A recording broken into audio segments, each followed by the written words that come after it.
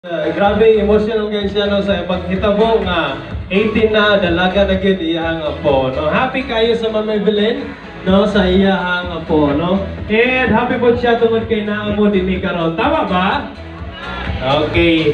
So next we have a special message no coming from her mother nga naa sa ato dinhi karon no bisan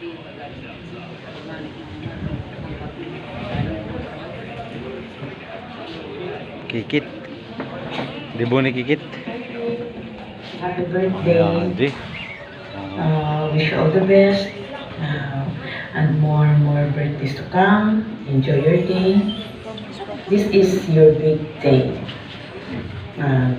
Pasensya na kayo, Kit, na wala po nakatambong sa inyong dibu. Pero kabalong ko nga enjoy niya kung gano'n wala po kay nagsabot